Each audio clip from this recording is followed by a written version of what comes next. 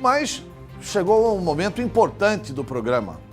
A censuradíssima Adriana Vandoni. Mas é importante que você saiba o seguinte. Eu tive a chance de ser, na minha geração, foi muito orgulho, são poucos da minha geração que foram constituintes. Eu tive a oportunidade de escrever a Constituição do Brasil. Eu me lembro bem de um debate que nós tivemos no Congresso Nacional. Eu era deputado federal eleito por Mato Grosso, que era exatamente o da liberdade de imprensa.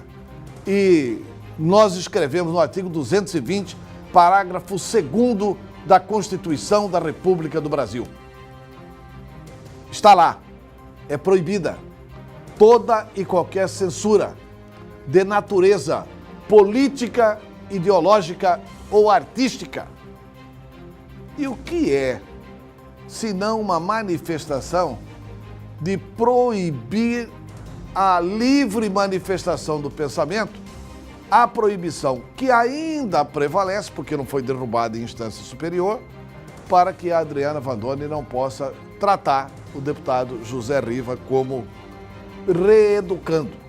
Só dizendo o seguinte, que é o meu entendimento pessoal, estou falando aqui como jornalista, menos como advogado, acho que a Adriana deveria consultar o advogado dela para verificar se... Porque me parece que a proibição da juíza é que ela não pode dizer que o Riva é reeducando, porque o reeducando é aquele que está em cumprimento de pena. É o que a juíza escreveu, conforme a gente leu no editorial de hoje. Mas que ele é ex-reeducando, isso é. Então, isso de ex-reeducando, porque ele já esteve em cumprimento de pena e espera que ele não volte a reincidir nos mesmos crimes que o levaram a ser reeducando. Quer dizer, isso pode falar, né? Eu tenho certeza absoluta que não vou sofrer nenhuma ação com relação a isso, porque não se está descumprindo nenhuma ordem judicial, embora a ordem seja especificamente para a Adriana Vandoni, mas ela é uma ordem com relação à questão da palavra reeducando, e não as duas palavrinhas juntas, que mudam completamente o significado, ex-reeducando. Mas o ideal é que fosse proibido proibir, né? E que o Poder Judiciário também tivesse esse entendimento. Também um dos momentos lindos da promulgação da Constituição, quando o doutor Ulisses Guimarães, o grande doutor Ulisses, ele no seu discurso de encerramento da Constituinte, um dos discursos mais bonitos que tive a oportunidade de presenciar no Parlamento Brasileiro, ele dizia que traidor da Constituição é traidor da pátria. E não é traidor da Constituição aquele que divulga livremente o seu pensamento. Mas vamos aí, Adriana Vandoni com o seu Prosa e Política. É com você, Adriana.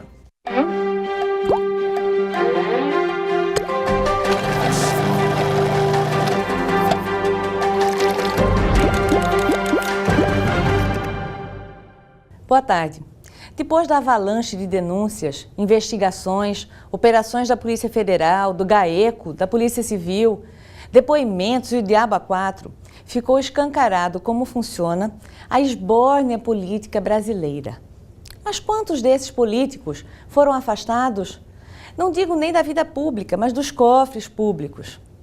Quantos desses são pretendentes a cargos públicos e vão registrar a candidatura até o final do mês? Quantos desses estão sob investigação ou sob suspeita ou já foram denunciados e seus processos estão suspensos por determinação de uma lei equivocada que os deixam impunes? Vamos pegar o exemplo do mais novo escândalo, a Operação Ararate. Muitos investigados e partícipes do esquema denunciado pelo Ministério Público Federal estão aí, lépidos e fagueiros, fazendo alianças e lançando candidaturas.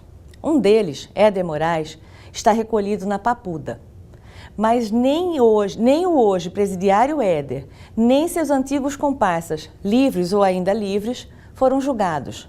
Logo, continuam aptos a registrar a candidatura e pleitearem um cargo eletivo que lhes garantirá a famigerada imunidade parlamentar, foro privilegiado e, de quebra, os deixarão com as chaves dos cofres públicos nas mãos.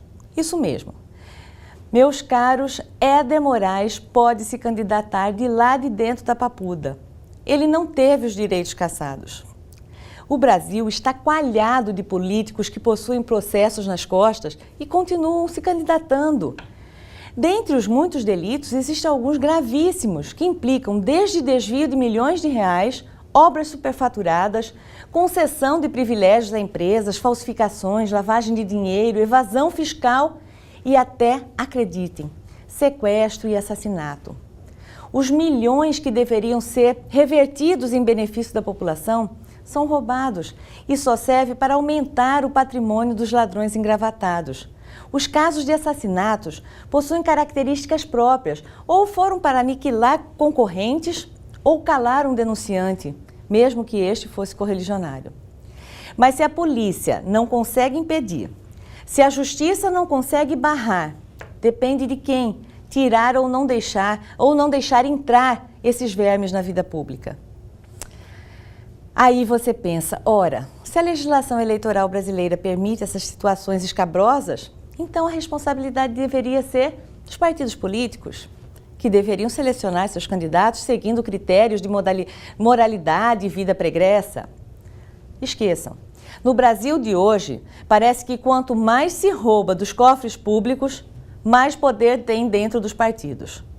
Depende, meus caros, única e exclusivamente de você, leitor. Você, eleitor. Só você pode fazer isso através de seu voto.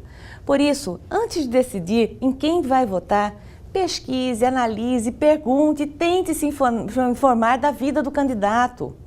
Veja seus antecedentes criminais, se já cometeu algum desvio de dinheiro público.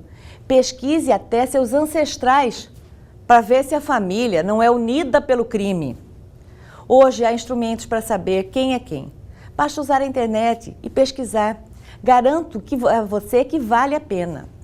Não podemos nos tornar cúmplices dos que nos roubam. Não podemos deixar que os processos prescrevam nas nossas mentes. Precisamos ter clareza de que a intenção dessas pessoas é conquistar o aval do eleitor para colocar as estruturas públicas a seu serviço. Ladrão que roubou, mesmo que tenha sido há anos e não foi julgado e punido pelo seu crime, continua ladrão, mesmo que se torne deputado, senador, governador ou presidente. Pense nisso neste final de semana. Voltamos na segunda.